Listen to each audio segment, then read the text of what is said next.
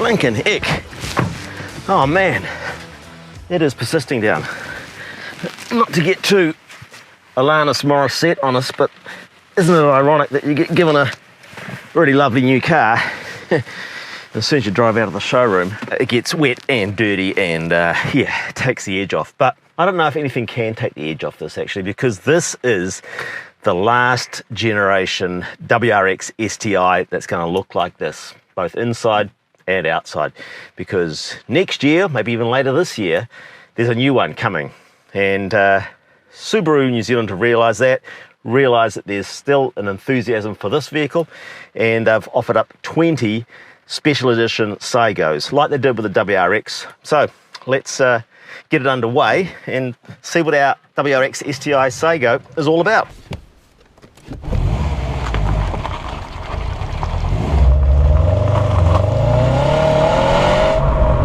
Now the Saigo WRX STi is priced at $67,990 in New Zealand. And of course it's only available in New Zealand because it's a special limited edition model put together by Subaru of New Zealand. So $67,990, now that's $8,000 up on the $59,990 price of a standard WRX STi.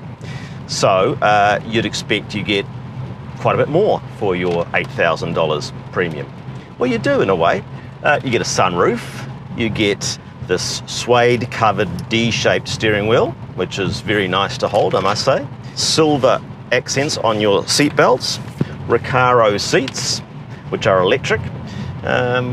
You get a carbon fibre dash finisher, little trim on the dashboard here. It's carbon fibre, or yeah, maybe it's carbon fibre, maybe it's not. But anyway, it looks like carbon fibre, and that's the main thing, isn't it? These beautiful gold wheels, those beautiful 19-inch forged alloy wheels in gold, they just look amazing, particularly in this blue colour of the car that I'm driving. The car is available in the blue, white and black, but it would have to be the blue, wouldn't it? I mean, it would have to be the blue with the gold wheels. Other things outside you get are black badging, black shark fin aerial, black mirror caps, the little red stripe across the middle of the grille. Of course you get your STi badging, your four tailpipes, a lot of the stuff that comes with a regular car, but there is a certain amount of exclusivity available when you hop inside, particularly because you get these lovely seats which are very, very comfortable. There's only 20 of these cars ever going to be around. It was the same with the WRX Saigo that they did early this year. You can see my review on the WRX Saigo here. And same story. It was a $7,000 or $8,000 premium over a regular WRX, and you don't get $7,000 or $8,000 worth of bits, I suppose. Well, maybe the seats are $3,000 or $4,000, and the wheels are maybe $3,000 or $4,000, so maybe you do. But don't go buying this because you think you're getting a hell of a deal with those options. You're buying this car because you're getting a hell of a deal for the car itself. I mean, this is still a very, very fine car. And why do I say still? Well, because a large amount of it has been around for a long time. The engine, for instance, it's an EJ25 engine. Now the EJ25 is a 2.5 litre 4-cylinder turbocharged boxer engine that's been in STIs since, wait for it, 1994. Yeah, 27 years. Now that's a hell of a long time for an engine to be stuck in one particular car. But it's worked for them, it's worked for Subaru. 221 kilowatts, 407 newton meters of torque. In its original form, it developed 118 kilowatts and 210 newton meters. So in those 27 years, the EJ25 engine has come a long way. But this will be the last time it'll be whacked into a Subaru WRX STi. The next one is going to have a 2.4 litre displacement boxer 4-cylinder engine that is rumoured to punch out 298 kilowatts. Haha, yeah, 298 kilowatts and 489 newton meters of torque. Also coming apparently only as a 6-speed manual transmission. So huge thumbs up for that, Subaru.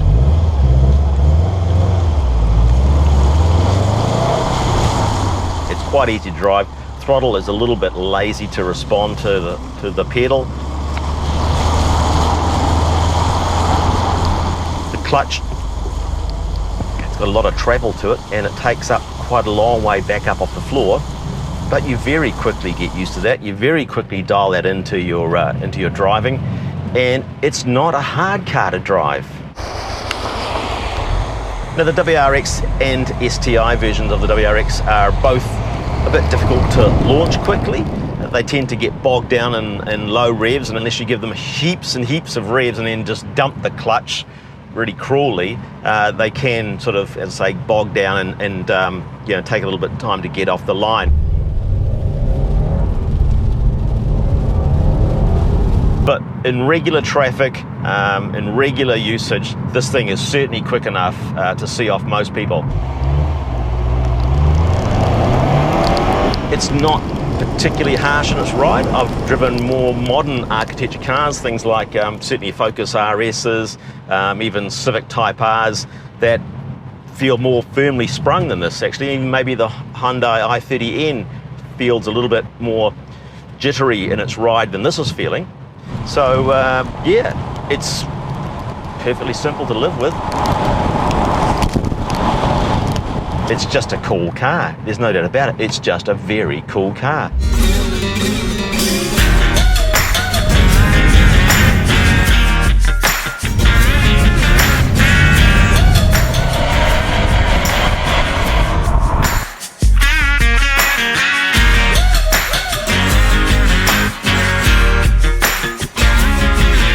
It's actually too wet to even put a camera on the outside of the car, which is frustrating because I know you guys like riding around behind wheel arches and on the sides of doors and listening to exhaust pipes, but I mean, come on, you wouldn't send me out in this weather, would you? Really?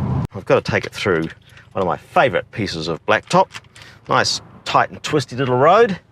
And even though it's pissing down with rain, probably in the perfect car for it, frankly, but even though it's pissing down with rain, I'm going to put myself on the line and put the camera on the outside of the car and give you a bit of a, well, I'll give you a driver's door eye view.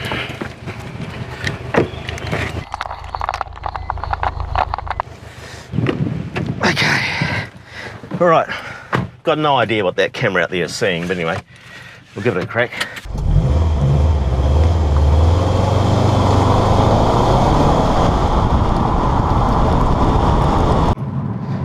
S-sharp mode. Yeah, lots of great throttle response. And the main thing about this car is corner speed. Yes, you can carry corner speed.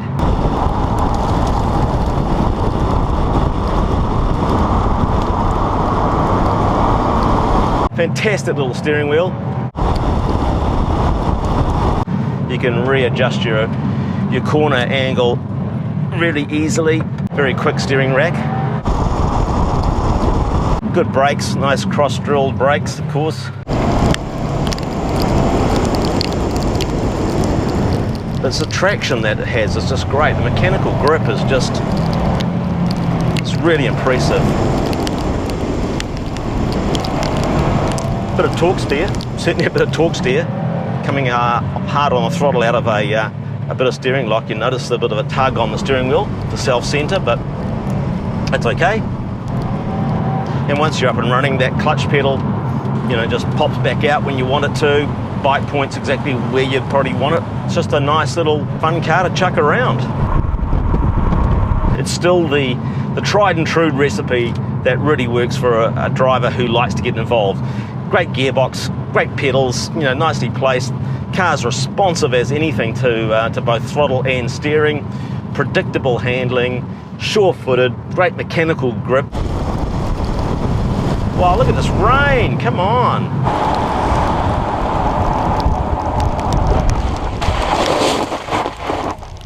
Now, the next car will be built on Subaru's new global platform.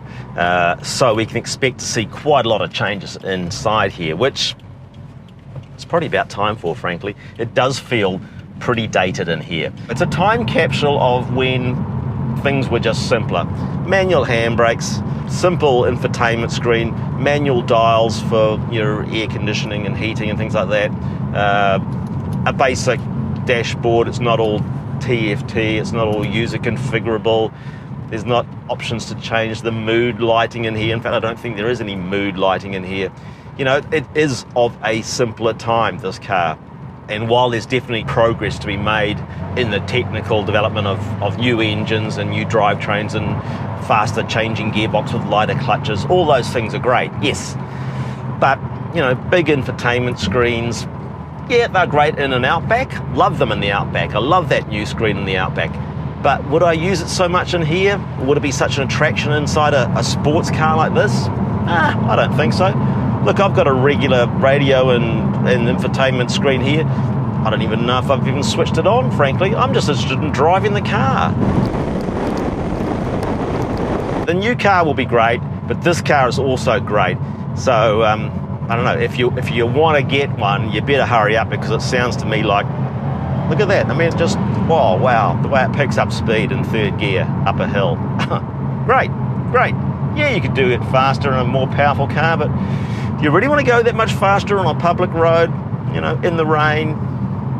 I'm not sure. So if you want one, you better get a move on, because these Saigo ones, I think are pretty much all spoken for. But look, even the base model, even the 59,990 standard WRX STi, I think it's still a good buy, because we know that electric cars are coming. We know that the electrification of the fleet is inevitable, and cars like this just won't be around to buy.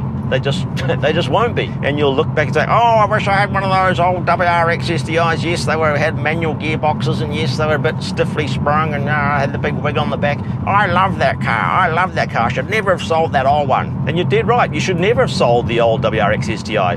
So don't make the same mistake twice. Make sure you get yourself one of these things before you can no longer get one. And maybe you want to wait till next year's car comes out, and I can understand the appeal of that. But I tell you what, as a plan B, this thing's bloody good.